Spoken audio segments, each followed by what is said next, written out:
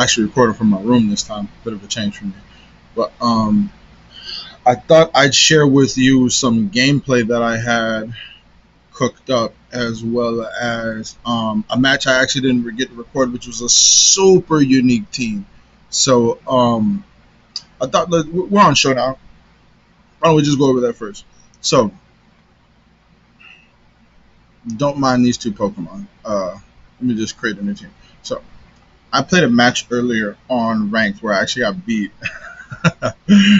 I didn't record the match where I lost, right? But this was a super unique team that I didn't see coming. So when you see these two, you can expect to see this strategy coming. But the two Pokemon on the back is what I didn't expect. So this was a Smeargle team, Smeargle Super Common, and the more powerful formats.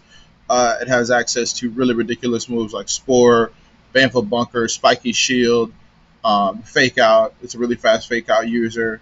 It has own tempo. Smeargle is one of the best like disruptive Pokemon, just because like sleep is such a strong strategy, or just such a strong status condition in the more powerful ranks, where Pokemon can be one shot or two shot really quickly by these faster, bulkier mons, especially ones with spread moves, right? Like Calyrex Ice, Calyrex Shadow. So this was a Smeargle team with like, I think he had, I bring up Baneful Bunker. I believe he had Baneful Bunker, um, Fake Out. Um,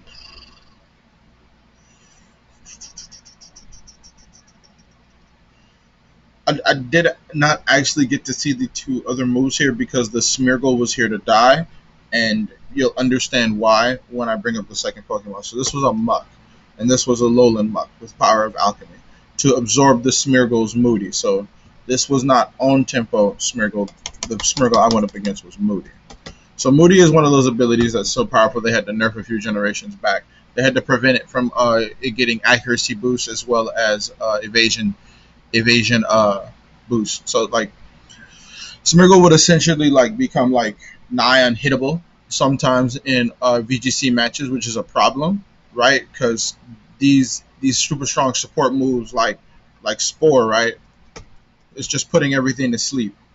And then prior to Spore, Smeargle used to run Dark Void, but they prevented Smeargle from learning Dark Void as well as actually nerfing Dark Void.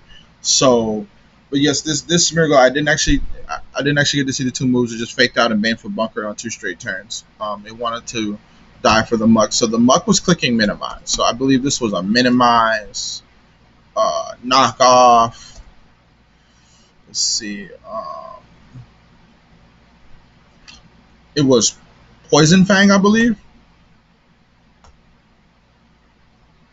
And I didn't actually get to see the last move. All he ever clicked was Minimize, Knockoff, and Poison Fang.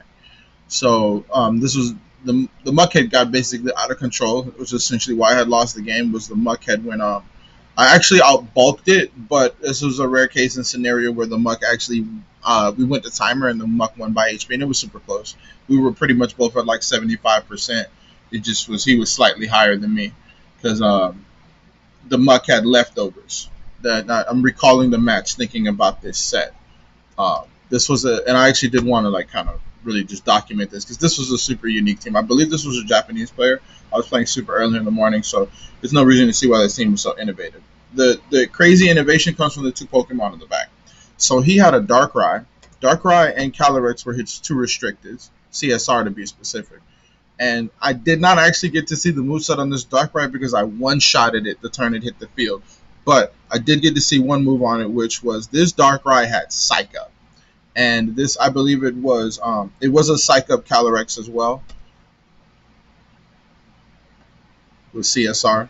So it wasn't Sash because the Smeargle had Sash. So I never got to see what item he actually had on the Darkrai. I can infer from him clicking Psych Up that it's not a choice item and it's not Sash, right? So maybe it could have been something like Wide Lens or whatever item that is that boosts Dark type moves. It could have been who knows what it could have been. It could have been Life Orb.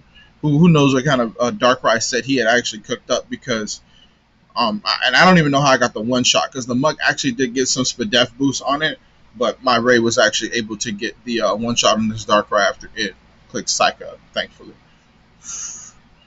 So the problem where he really gave me was this Psych Up Calyrex, and you could understand why, because Muk, I believe he had passed 3.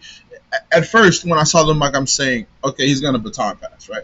He's going to baton pass to one of these users on the back. That's what I was expecting as the Muk's 4th move.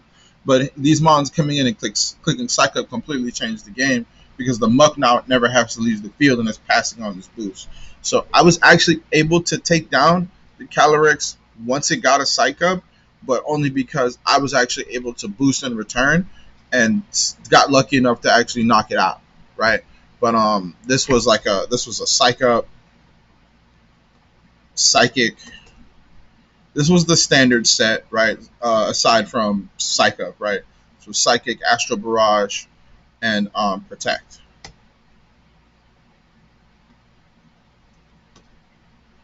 So normally you might see Calyrexes running. A recent tech I've been seeing is like Encore Calyrex, CSR specifically, because it's so fast, right?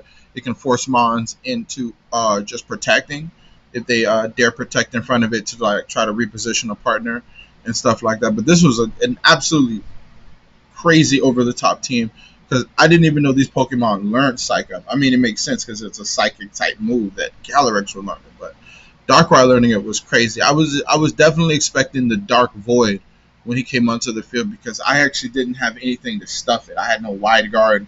I didn't have Miraidon. And I don't know anything outside of Electric Terrain and Wide Guard that actually stuffs Dark Void. So let me know down in the comments if you know another way to actually prevent Dark Void from going up. You could taunt Darkrai's, but Darkrai's really fast. Darkrai's base 125 speed, I believe. Yeah, Darkrai's no slouch, man. Like you gotta have a super fast taunter on your team. Something like Unburdened, like Sneasler or something like that, or Regieleki. I don't even know if Regieleki learns taunt. It probably doesn't, but you gotta have a super fast taunt user to actually stuff this thing from using Dark Void, if you don't actually have like a built-in countermeasure to your team other than taunt.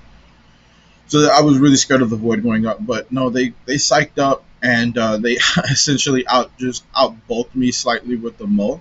If we run it back, I could definitely take this team down, but it would be a bit of a problem though, because it's like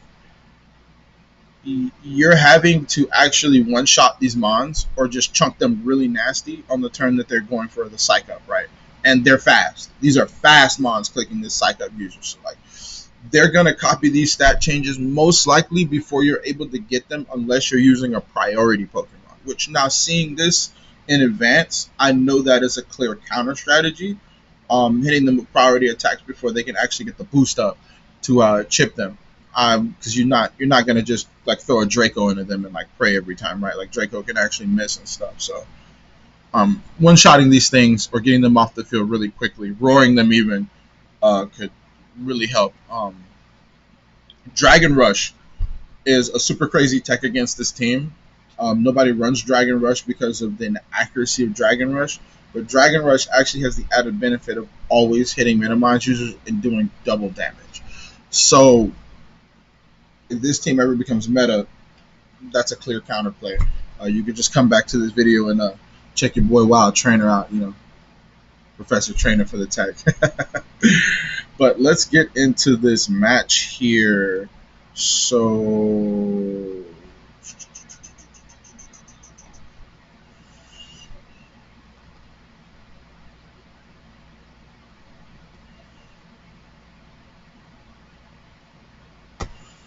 this is another super unique team I saw. I'll just go ahead and play it for you guys. Excuse me, there's my phone going on.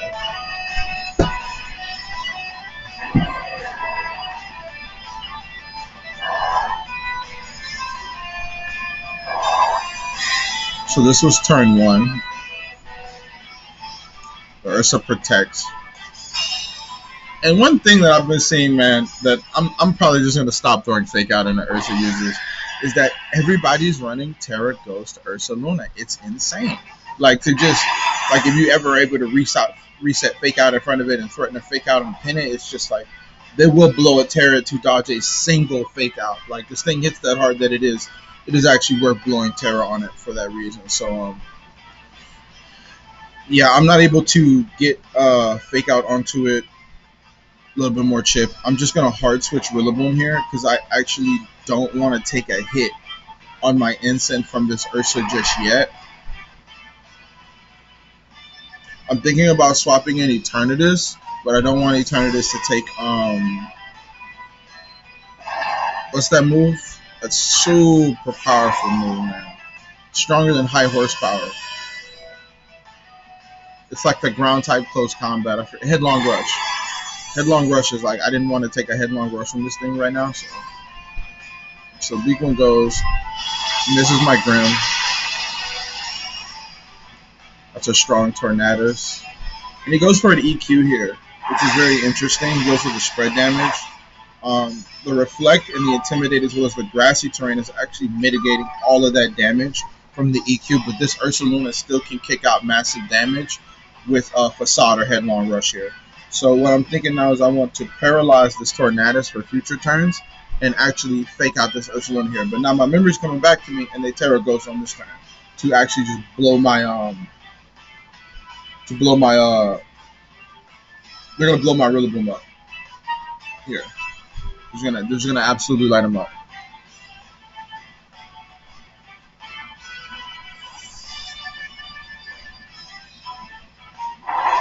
And they swapped into an Indeedee, man. This turn was harsh. Like this turn was so harsh. They stuffed my fake out and my okay, so they don't Terra Ghost here. It's later on in the match when they do. I know for a fact this dude Terra Ghosted on me, man.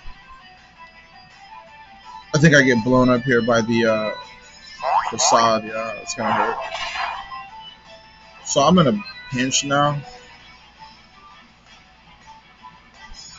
because now my Rillaboom's brought down to 1, and I gotta do something. So I go for a double swap here. Very dangerous move. But with a second Intimidate off, it should be okay.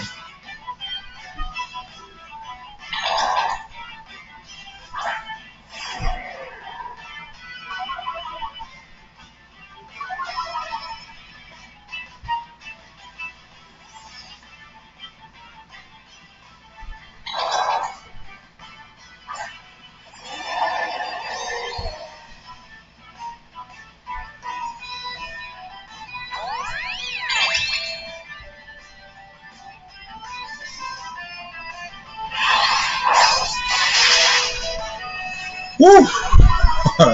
That's a lot of damage in the Eternatus.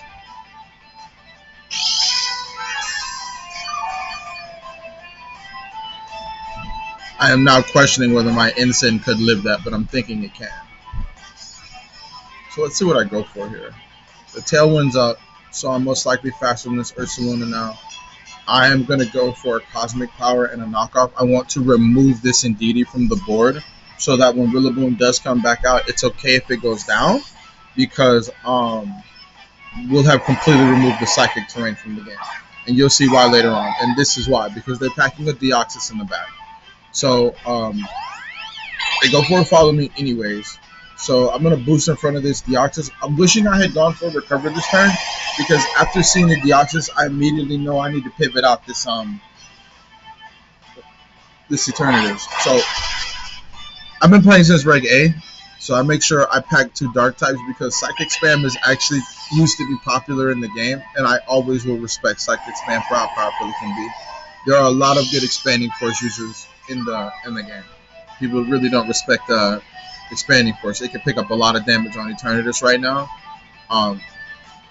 If you're wondering what form of Deoxys this is Deoxys Attack. This is not Deoxys Speed or base Deoxys. So this is a hard-ass hitting motherfucker. I do not want him to throw any attacks into this Eternatus slot, and they're most likely going to go for a Psycho boost here. So I'm going to swap the Grimmsnarl in because we have essentially cleared the Indeedee now, I'm gonna swap the Rillaboom in now. Sorry, so that I can get a free switch in on Grim, because I know he's gonna go for a Psycho Boost here. So I go for the hard swap on Insane into Grim, right? Yeah, that's what I did.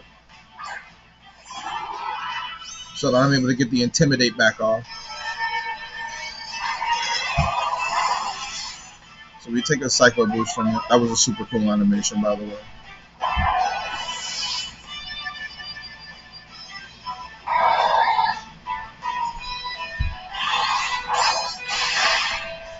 We get absolutely blown up by this Ursaluna, bro. That's what a neutral raw damage Ursaluna did through a Flex, okay? That's how much damage it did through a Flex, bro. That thing is not playing, bro. You do not want to like just sit around with this mon on the field and ignore it. This thing can hurt you.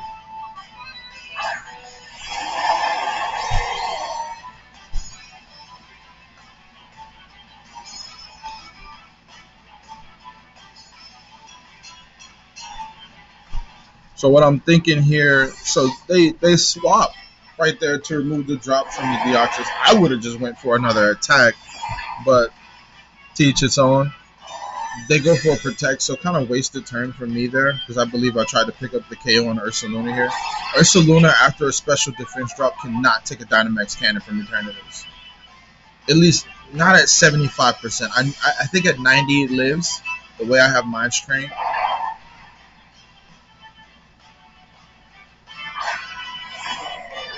So right here is where he's going to tear it. Spoiler alert. I'm going to try to pin him with the fake out and the D-Cannon, but he's just going to say fuck it and terror on me. Which damn near should have won him the game. But removing the Psychic Terrain is heavily limiting the damage output from this Deoxys in the back. It's potentially not one-shotting me now through screens.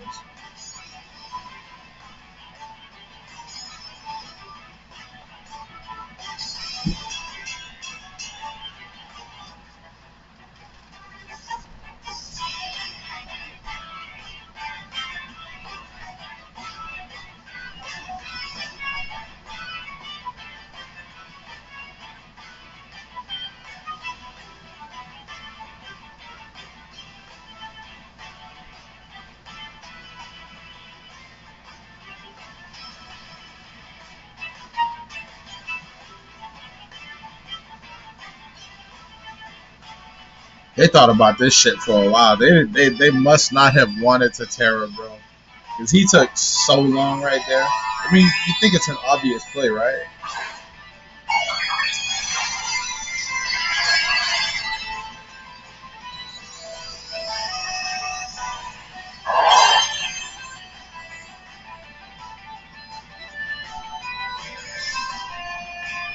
Man, that sucked.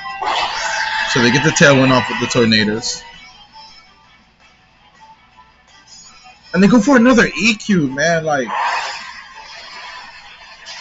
he doesn't want to take the defense drop from Headlong Rush. You should just go for a Facade there. But we get the KO because they don't have enough Spadef investment.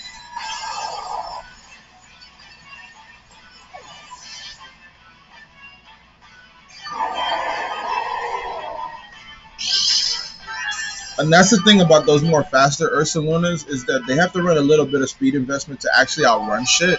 So they're not able to be super bulky like those Trick Room Ursalunas. See, those Trick Room Ursalunas, I'm not actually able to one-shot them because they have no speed investment. They can just throw that investment all into attack and bulk. So right here, I'm going to swap Eternatus out again. It's done its job by actually picking up a KO on the Ursa. And I'm not eating any Psycho Boost or Expanding Force here, bro. It's not happening. You're going to have to click something else here.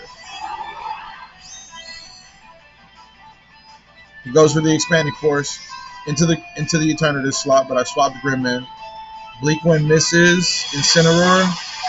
Grim barely stays alive because of the parting shot from earlier and screens. I think my screens are going to go down here, though. One knockoff damn near taps this,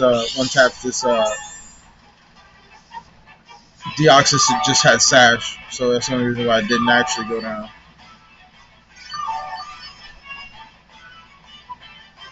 But my screens were off here. I'm just going to screen up again and swing into the Deoxys. I'm going to contemplate here because I'm thinking a little bit of chip damage. Just click it. I thought it took a minute. But my opponent throws in the towel. QT, great match. Shout out to QT. But that was it for the match right there. I'll keep posting as many super unique Reg J teams as I can. I'm the Reg J guy right now. Nobody's covering Reg J. Somebody's got to do it, right? Tune in on the next one, guys. If you stayed this long, thanks a bunch, man. Have a blessed day. Wild Trainer out.